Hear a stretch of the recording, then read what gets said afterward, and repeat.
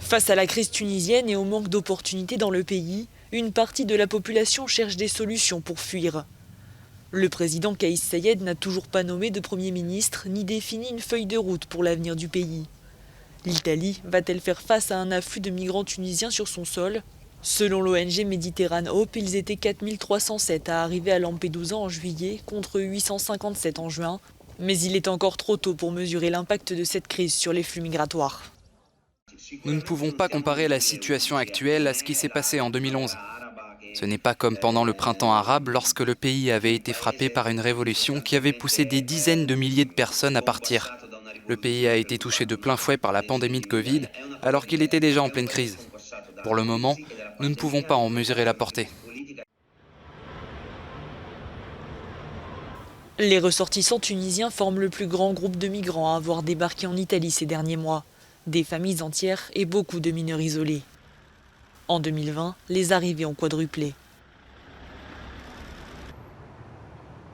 L'Italie et l'Union européenne ont promis de soutenir l'économie du pays dans le cadre de leurs efforts pour contenir la migration à travers la mer Méditerranée. En 2020, le ministère italien de l'Intérieur avait débloqué 11 millions d'euros en ce sens pour le gouvernement tunisien.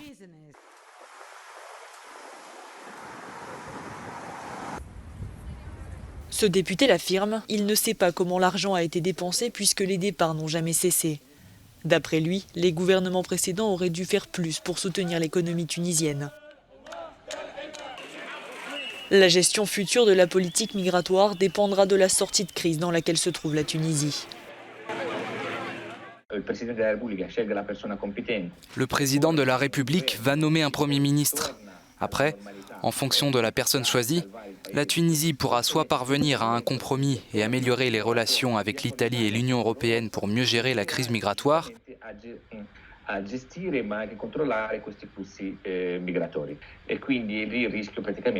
soit, en cas d'échec, aller vers une dictature.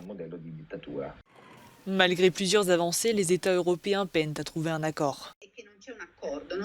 Il est clair qu'un compromis n'a pas encore été trouvé entre les États membres lorsqu'il s'agit de soutenir les pays qui sont en première ligne face à la crise migratoire. Le seul accord qui a été conclu concerne principalement les rapatriements et l'externalisation des contrôles aux frontières. La Tunisie est l'un des rares pays du continent africain à avoir conclu des accords de rapatriement avec l'Italie.